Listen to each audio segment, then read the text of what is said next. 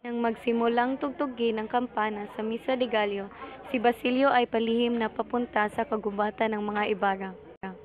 Madilim na ang kagubatan na iyon kaya nahirapan siya hanapin ang puntod ng kanyang ina sapagkat maraming nakasagaba sa kanyang paglalakbay. Naaalala niya noong 13 taon na ang nakalipas ang mga dahilan sa pagkamatay ng kanyang ina at ang mga nangyari bago pa man nilibing ang kanyang ina. Naging ulila si Basilio, walang magulang at kapatid, at takot na takot sa may kapangyarihan. Lumisan si Basilio sa San Diego at lumuwas sa Manila.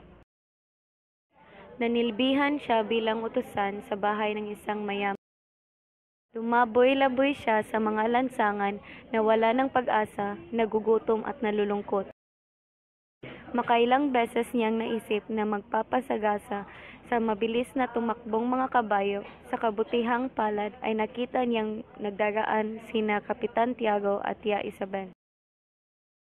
Tinanggap ni Kapitan Tiago si Basilio bilang utusan na walang bayad, subalit pinahintulutan niya ang bata na makapag-aral sa San Juan de Letran kung kailan niya ibigin. Makalipas ang ilang buwan pananatili sa Maynila, siya ay nag-aral ng unang taon sa Latin sa San Juan de Letran. Siya ay marumi, walang kaayusan at nakabakya, kaya nilalayuan siya ng mga kaklase. Hindi siya tinatawag sa klase ng profesor. Pinagplanuhan ng kanyang profesor na pahiyain siya sa klase. Maraming tinanong ang kanyang profesor, ngunit lahat ay nasagutan niya. Binansagan siya ng profesor na loro at nagsalaysay ng kwentong hinalakhakan ng buong klase. Subalit, pinatuloy pa rin ni Basilio ang ika-4 na taon na sira ang loob at parang ibig ng tumigil sa pag-aaral. Dahil sa kasipagan ni Basilio ay nakakakuha siya ng mataas na marka at binigyan ng medalya. Masama ang loob ni Kapitan Tiago sa mga prelo, buhat ng naging Madre si Maria Clara. Kaya sinuyo si Basilio na lumipat sa Ateneo sa panahon na yon. Ang Ateneo ay may magandang sistema sa pagturo sa mga estudyante at hindi sila nanguhusga sa pisikal na katangian ng isang mag-aaral, ngunit sa isang kakayahan at pagsisikap ng isang bata. Masayang-masaya si Basilio at mas lalong nagsikap para matapos sa pag-aaral. Pinili niya ang medisina dahil sa kagustuhan ni Kapitan Tiago na mahanap ang lason na ilalagay sa tari ng kanyang mga tandang at ang pinakamabuting alam niya ay ang dugo ng inchik na namatay sa sipilis.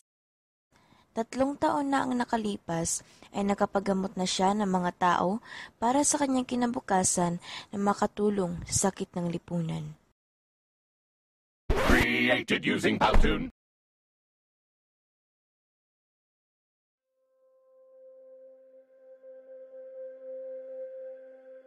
Pauwi na sana si Basilio nang may marinig siyang mga yabag at liwanag na palapit. Nahubli siya sa puno ng baliti. Sa kabila ng puno, tumigil ang dumating. Nakilala ito ni Basilio. Ang mag-aalahas na mag-alis ito ng salamin. Ito ang taong tumulong sa paglilibing sa kanyang ina at sa pagsunog sa isa pang lalaking doon namatay. Tinutukan ni Simon ng baril si Basilio. Sinuwatan niya sina Basilio at ang mga kasamahan na nagbabalak magtayo ng paaralan ng wikang Kastila at humihinging gawin lalawigan ng Espanya ang Pilipinas at bigyan ng pantay na karapatan ang mga Kastila at Pilipino. Ito raw ay magbibigay daan sa Pilipinas sa pagiging bayang walang sariling pagkukuro, walang kalayaan at pati kapintasan ay hiram dahil sa pagpipilit manghiram ng wika. Ayon kay Basilio, ang Kastila ay isang wikang magbuklod-buklod sa mga pulo ng Pilipinas. Magmamadaling araw na, matapos sabihing di niya pinagbabawalan si Basilio sa pagbubunyag ng kanyang lihim, ay sinabing kung may kailangan si Basilio ay magsadya lamang ito sa kanyang tanggapan sa eskolta. Nagpasalamat si Basilio. Lalong nagpumiling sa loob ni Simon ang matinding nasa na makapaghiganti. Created using Powtoon.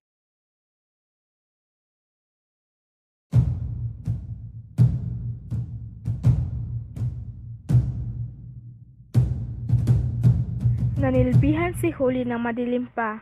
Naisip niya na baka nagmilagro ang birhen at hindi na sisikat ang araw, at hindi na kailangan magtrabaho ni Huli. Ngunit nabigo si Huli nang unting-unti lumiwanag ang paligid. Tinignan rin niya ang may paa ng imahe ng birhen kung sapat na pera doon, ngunit wala rin. Naghanda siya ng kanyang mga gamit. Araw ng Pasko ngayon. Araw rin ito na magsisimula na siyang magtrabaho. Ngunit hindi siya umiiyak. Nagtaka pa siya kung bakit siya ay lubos na nalulungkot. Gayong siya naman ay malapit lang at maaaring dalawin ng lolo kailanman niya maibigan. Nasabi rin ni Basilio magpapakasal na sila kapag naging doktor na.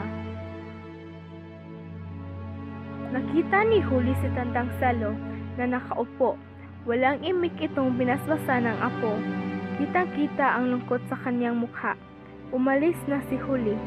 Ngunit nang pinagmasdan muli niya ng bahay na iniwan niya, sa kanya naramdaman ang kalungkutan. Ilang oras na nang makaalis si Huli at pinapanood nito ng Selo ang mga taong nakadami pampiesta na patungo sa simbahan upang magsimba. Ang Pasko ay para sa mga bata, sabi nila. Ngunit sa Pilipinas, ito ang kinatatakutan ng mga bata. Sila'y ginigising ng maaga, pinasusuot ng bago at di komportableng damit, pinapatiis ng init at sikip sa loob ng simbahan, at maya-maya'y pinasasayaw at pinakakanta sa harap ng mga kamag-anak. Kung hindi sila susunod, sila'y kukurutin. Naalala ni Tandang Selo sa Julie na hindi man lamang nakabatik sa kanya ng maligayang Pasko. Yun kaya ay sinasadya o nakalimutan lamang. Nang dalawin siya ng mga kaibigan at kamag-anak ay wala siyang masabi ni wala siyang maibigay na regalo. Maski pilitin niya ay walang lumabas na tinig. Kaya akala ng kanyang kamag-anak ay napipina sa Tandang Selo. Created using Powtoon.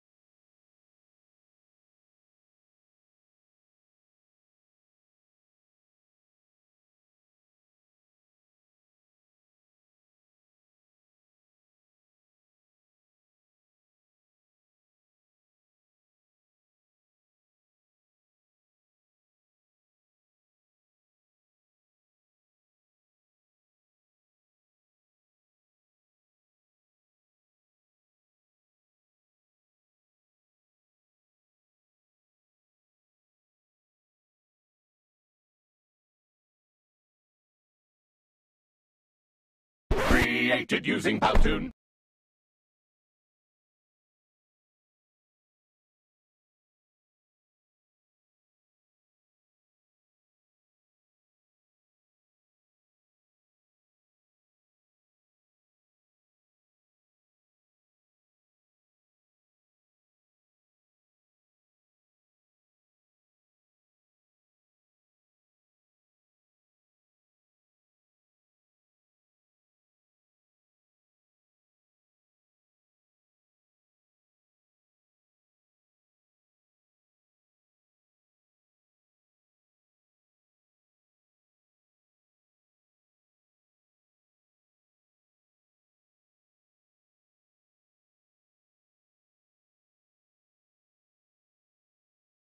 Created using Powtoon.